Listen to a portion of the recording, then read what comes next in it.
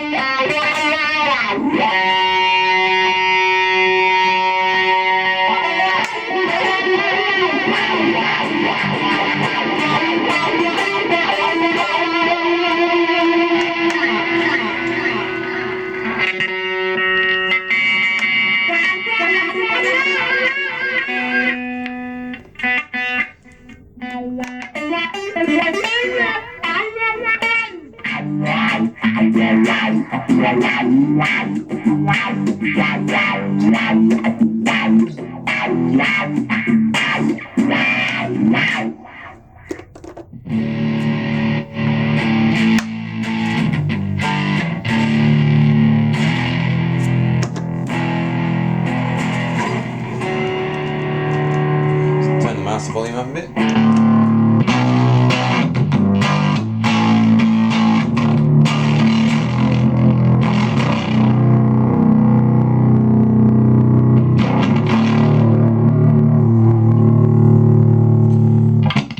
That's coming through on your speakers, but it's got a nice rumble in here.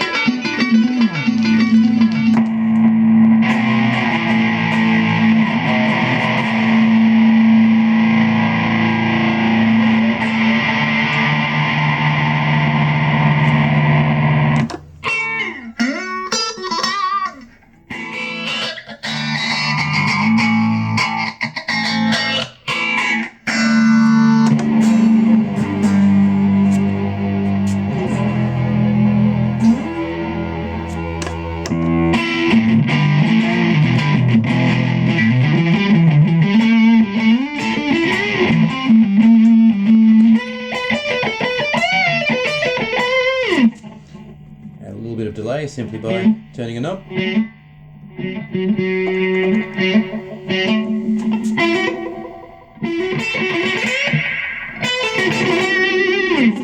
That's a sweep echo modulated delay.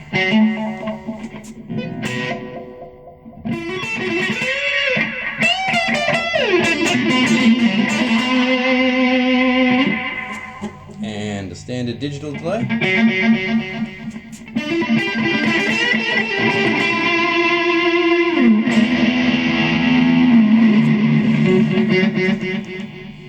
And we've got our reverb.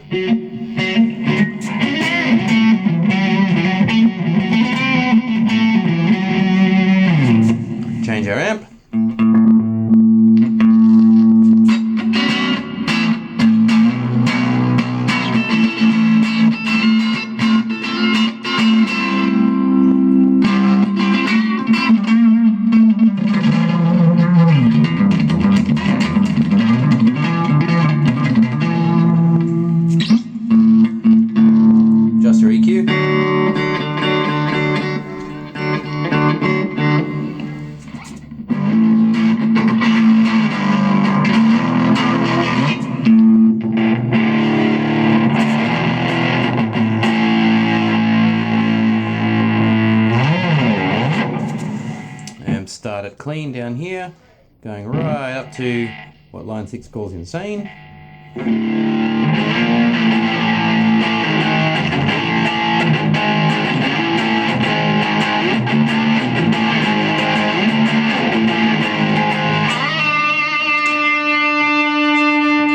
And stamp on the pedal for you while.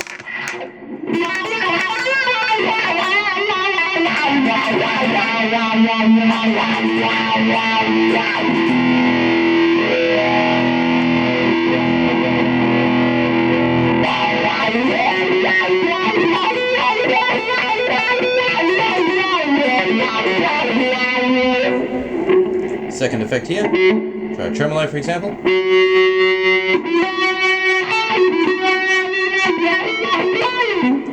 Which often sounds good with a bit of echo.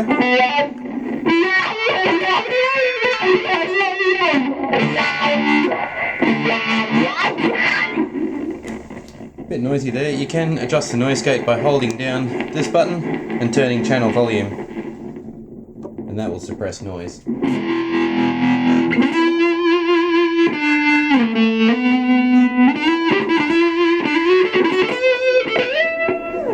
And often has the effect of smoothing out your sound quite nicely too, which it has really done with this particular patch.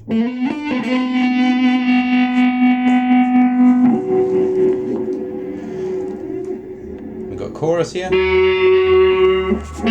Quite a heavy chorus.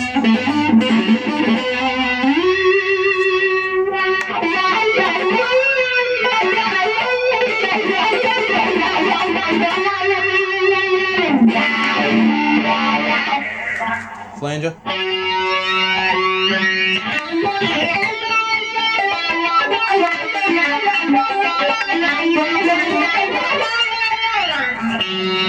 Take away that last sound.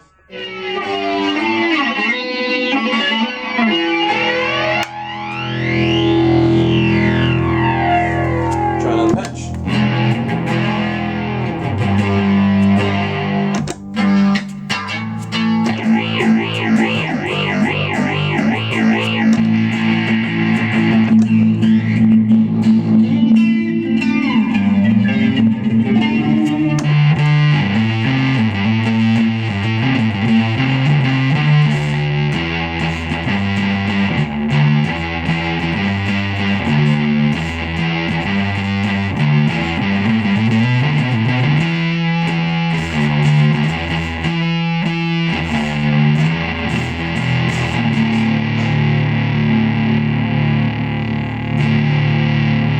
Let's try that one. Wow.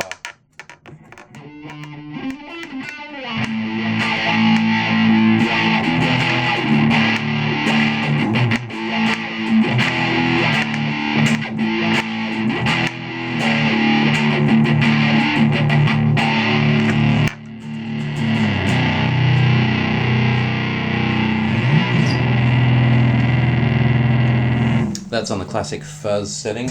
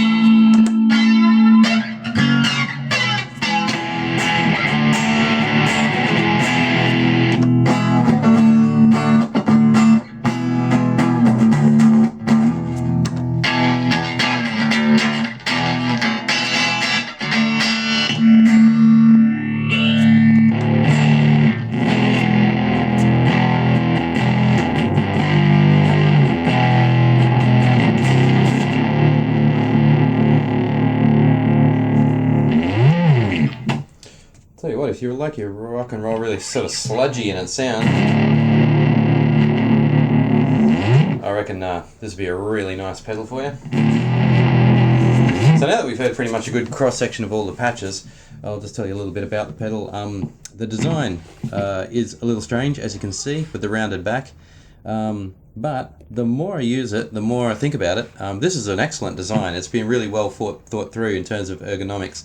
Just being able to grab it and pick it up, that's brilliant. That's a really good feature. Saves you grabbing any of the more sensitive parts of the pedal to pick it up, or pick it up in an awkward position. Also, the round backs, I didn't like them at first, but now that I think about it, as far as finding your connections goes, it's a lot easier. But also, the rounded edge, if it comes into contact with anything else, gets bashed into something or whatever, crack like that, then you're going to hit a round edge, which is generally a lot, more even impact on the whole unit. So it's basic science there. So that's going to be a really tough, hard-wearing sort of unit, like a little Line 6 gear, I suppose. So basically, you've got a similar shape to the desktop type pods that you see around the place, with an expression pedal tacked onto the side, which is pretty standard. You hold down the pedal to bring on your wire setting. You see the LED come on there. Excuse the socks, everybody, by the way. And when it's not switched on, it just acts as a volume pedal by default. So that's a pretty good feature too, just one touch to switch between the two things. Channel volume is right there, and like I said earlier, you can double that up to act as... sorry, treading on my cables there. You can double that up to act as a noise gate there. These knobs also have double functions at the top here. Might just try to zoom you in a little, because I know we can't see much. Okay, there's a side view. Okay, so you can see we've got drive here. If you hold down the save button and turn that, you're going to be operating the compressor. Same here, bass. So hold down the save button and operate that. You're operating the mid-range EQ. And up here you got treble, and the other function is the presence setting. Okay, so and we've probably all seen this before, but there's a nice easy rotary style to dial in two separate effects at the same time. Two really nice delays, flange and chorus on the same continuum there, a phaser, tremolo, reverb, and a massive range of amp simulators at the bottom here. This LED changes color on each setting, because you've got a green setting and a red setting for each of them, and it is a really good selection of cabinets, particularly in the clean ones. I found the clean settings to be really sensational. Unfortunately, I've just plugged this in by auxiliary into a little portable amp here, and as I was playing, then the sound quality didn't come through as well as I hoped it would, but take my word for it.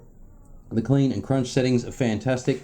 Distortions are great too, perfectly good. I generally don't head too far into distortion territory, but like I said before, some of them are really deep and sludgy. I'm playing a baritone guitar here, as I do with all my demos, and that, I guess, kind of helps with that low, deep sludginess, but oh, ambulance going past, someone's in trouble. Alright, so yeah, anyway, amp simulations are really good on this. Probably among the best I've heard. Some of the Vox brand ones I've heard are really convincing and good too. So anyway, for a multi-effects unit that you can get quite cheaply these days, I think this really offers a lot, especially if you're the kind of player who doesn't really want to muck around with settings that are too in-depth. You just want to adjust it on the fly and just go ahead and play. Generally, it seems the better the player, the more people tend to be that way. They're just happy to dial in settings and just go ahead and let their playing style do all the expressiveness rather than rely on the effects, as I do a lot of the time, because as you've all heard from my other demos, terrible guitarist, that's right, but I still love it. Anyway, and the other thing, just to say once again, the design, eye of the beholder, whether or not you like it, I don't know, but I think for somebody who is going from gig to gig, using it a lot, or it's getting moved around or kicked around one way or another, I think that's an excellent design, probably the best I've seen as far as durability goes. I reckon the quick settings by dialing the knobs, that works well for me too, and if you're a person who likes that style of dialing up your settings, then I reckon this is simple, straight to the point, versatile, good sounding. Yeah, I think it's very much a niche market. If you're the kind of person who likes this this kind of setup, then I highly recommend it, because the end result is some really great guitar sounds. Thanks for watching this. It has been one of my more average demos, but I hope you found it informative. Thanks, guys.